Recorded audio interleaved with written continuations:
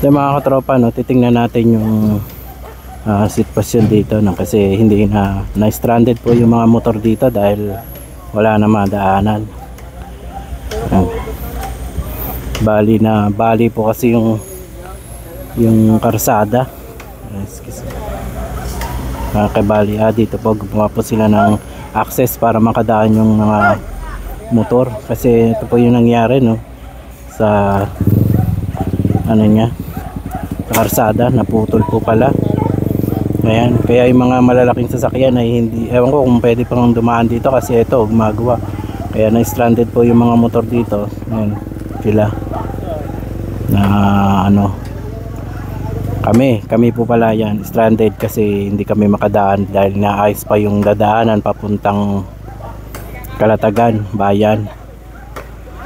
Ayun po, ito yung nangyari sa karsada dito, naanod yung puno, katumba-tumba yung mga puno dito. At dito po yung mga DPWH ang kasalukuyan na inaayos nila yung access para makadaan yung mga motor.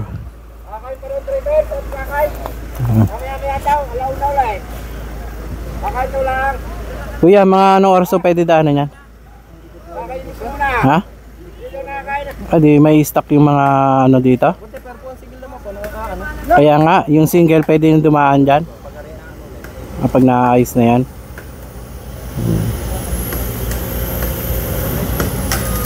Kasi ano pa yun, matumba yung puno. At ang sabi ni kuya na isang ano ay mga isang oras pa daw po yata maghihintay para ano makadaan kami. Ayan, na-stranded po yung mga kasama namin dito na motorista din. Siguro mga taga roon sila sa lugar na to. Ngayon putik yung daanan. Eh wala naman po kami ibang dadaanan para pumunta sa Kalatagan.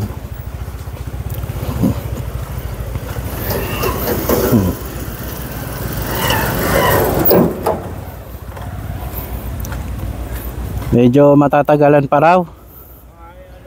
Mga siguro maghihintay pa tayo mga 35 minutes na hanggang isang oras para makadaan daw. Kasi pinapatag pa yung lupa.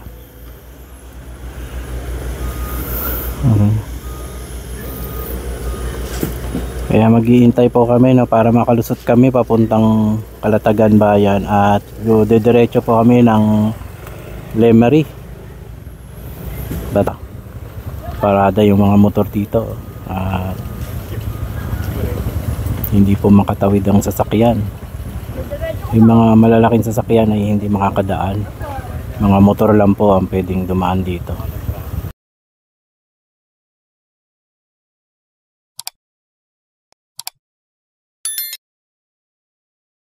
Mangga ay nabali din sa lakas ng hangin, no? Buti hindi papunta doon sa bahay ang bagsak ng puno, papunta dito sa may karsada. Ay mga katropa, no, tayo po ay palulusutan ng ano, pinadaan na po yung mga motor. Ayan, bali 2 oras po kami naghintay dito bago nagpadaan ng motor papunta ng Kalatagan. Ito nga po pala ay nasa lugar ng Lian. Sa tinang nakausap kong ano. Ayan. Oo. Nasa Lian, Batangas po tayo. Papuntang Balayan po pa pala. Susunod na bayan dito. Kaya yung mga dadaan po ditong mga na 4 wheels ay hindi po pwede.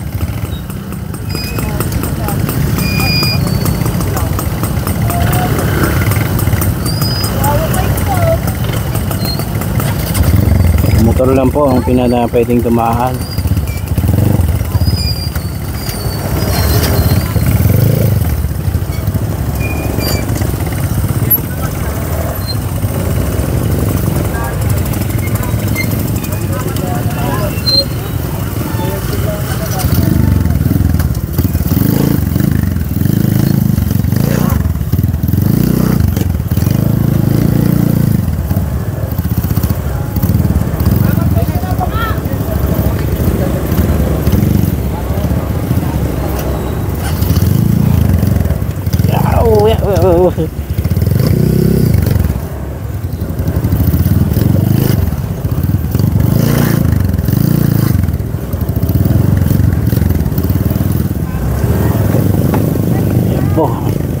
Okay, salamat po, nakatawid na. Ayan, nakatawid na tayo. Hirap po ng daan, mga katropa.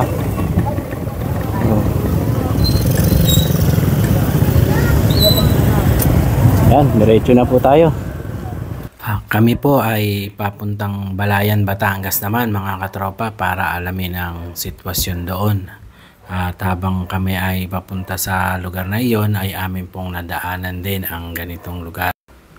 Meron po palang nangyaring landslide po rito, kaya pansamantala kaming naka-stop para pagbigyan yung ginagawa ng mga nag-aalis ng nakatambak na lupa sa kalsada. At pagkatapos po nito ay ayun, kami ay pinaalis na. At ayan na po, kitang-kita nyo naman po yung mga lupa, no, na galing po yan sa itaas na punta sa kalsada. At habang binabaybay po namin yan, papunta po kami ng Balayan, Batangas. At kami ngayon po ay tutuloy dito sa Lemery para alamin din po ang sitwasyon dito. Yan ang anong kalagayan ng Lemery. Ito po yung kalsada, no, na aming nadaanan sa Lemery, Batangas. Ay napakaputik po ng daan at napakaraming tambak ng mga buhangin at lupa, putik, yan, at mga sasakyan na nalubog sa baha. At makikita nyo naman po ang sitwasyon na talaga namang sobrang haba po ng traffic. Kaya yung mga nagnanais po na dadaan dito sa Lemery, papuntang Lemery no po, ay wag na po kayo dito dumaan kasi napaka-traffic po ng daan dito.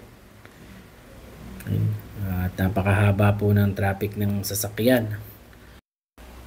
Meron din naman po na ilan-ilan na maayos na rin yung daan. At yun nga, wala na rin tubig. Siguro dahil naagapan na rin po sa paglilinis at sa pagkayod, no, ng mga putik at buhangin. Makita nyo naman po sa gilid, no, ng mga karsada, nakatambak yung mga buha-buhangin na may lupa. Yan, at kabilang gilid po ay puno ng buhangin at lupa, at yung karsada ay napuno rin po ng tubig na may kasamang putik. Kaya kung mapapadaan kayo sa lugar na to ay ingat-ingat po kayo sa pagmamaneho kasi madulas po yung daan. Gawa nga po ng buhangin na may halo-halong putik at may tubig. Kaya dahan-dahan po ang pagpapatakbo natin ng ating mga sasakyan, lalo na po sa mga nakamotor, mga single po. Yan, kasi napakahaba na po ng traffic na nangyayari dito dahil nga yan, nakikita nyo sitwasyon na puro putik at tubig ang kalsada. Nagmistula tuloy itong ilog. Papunta po ito ng Taal, Batangas po ito tinatahak ko mga katropa, no? Siguro mga katropa, baka abutin pa to ng linggo, no? Mga weeks bago to malinis tong lugar na ito kasi napakaraming hinahakot ng truck na lupa at buhangin. Yan, no? At yung mga tubig ay hindi pa rin nawawala.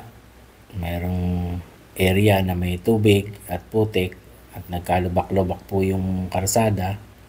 At meron din naman pong to sa kabilang side po ay tuyo na yung karsada, no, sa may gawing kaliwa ko na napakahaba po ng traffic. Yan, no, na puro po mga truck. Siguro galing to mga truck na to sa Batangas Pier at dito dadaan papuntang bayan ng Nasugbu at saka sa mga karating probinsya. Kaya dito sila dumadaan dahil ito lang po yata yung access na pwedeng daanan dahil yung area ay hindi pa po pwedeng daanan gaya po ng bayan ng Laurel na nasira po yung tulay doon. At yung ibang mga bayan daw po ay may mga lubog pa rin sa tubig. Kaya siguro dito naipon yung maraming sasakyan para dumaan, kasi ito nga naman po yung maayos-ayos na daan na nakita ko, kasi pumunta rin po ako sa ibang karatig bayan ay hindi rin kami makatuloy sa loob, kasi nga sabi ng mga nagbabantay sa karsada ay hindi raw po makakadaan ng motor dahil lubog pa sa baha, at kahit mga malalaking sasakyan ay hindi rin makadaan. Kaya pagkagaling ko po sa bayan ng Agoncillo ay bumalik na po ako papuntang Lemery po muli, at tayo po ay babalik na sa Tagaytay. At ito po nga yung nadaanan kong lugar na pabalik na po kami ng Tagaytay. Ito po ay sakop pa rin ng Lemery, Batangas. Yan mga katropa, no, at lubog sa tubig. At makikita nyo naman po yung mga lupa at buhangin na nagtambak sa mga gilid ng karsada. Oh. Halos kapantay na ng mga bahay, yung mga naipon na lupa na buhangin at putik. At yung mga ibang nadaraanan ko ay yung mga lubog na sasakyan, lalo-lalo na yung mga motor. Inilinis nila na ng nililinis at para matanggal ang putik. Ewan ko kung magagamit pa ba yung mga sasakyan, no, na nalubog sa putik o sa baha. Kaya yung mga motorista dito ay pag dumadaan ay talaga namang dahan-dahan. Ramdam ko kasi yung daanan madulas. Kaya kung dadaan ka rito, talagang ingat po sa pagdaan, kasi yung tubig niya may halong putik. Ramdam mo yung umi-slide yung gulong habang tumatakbo. Nakita niyo naman po yung mga putik at buhangin. Ayan, oh. Pati yung mga punong kahoy na naanod, naipon sa gilid ng mga karsada. Galing siguro sa bundok yan. Nung lumaragas ang tubig baha, ay dito nagpuntahan lahat sa lugar ng mabababang area, no, sa bayan ng Lemery.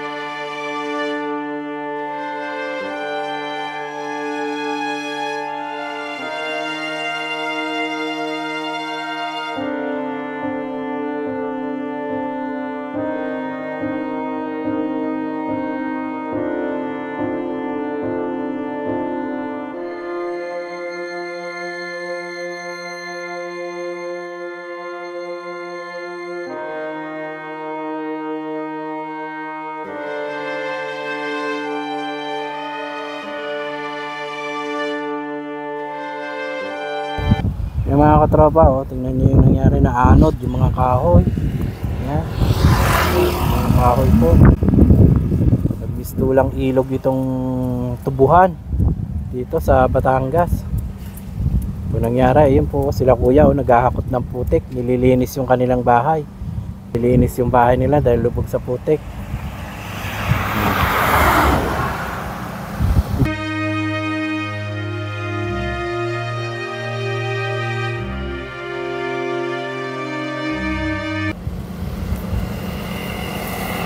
Yan. Nakikita nyo yung sitwasyon dito ng mga na-wash out ng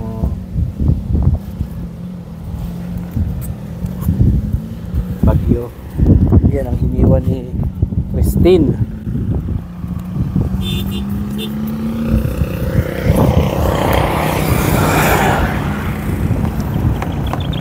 Talaga namang grabeng pinsala ang inabot ng ating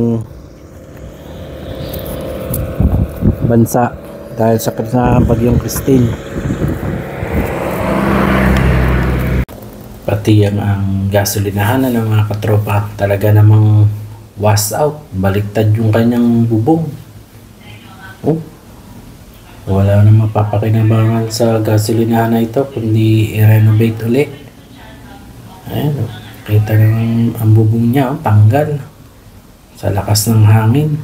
Na bagyong Christine. Tumigil po muna dito sa isang kainan ni ayun po, pangalan, kainan sa puno ng Nara. Ayan. Kaway kayo dyan. Yan, shoutout po sa magagandang tindera ni na ma'am. Ayun.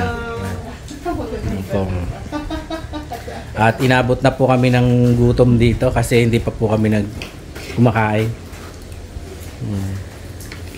Kaya tikman natin yung pagkain, tayo po yung order namin. At sabi daw ni ma'am ay specialty nila yung goto. Kaya yung mga nagnanais na maggoto dyan, pwede po kayong pumasyal dito sa lugar ni ma'am.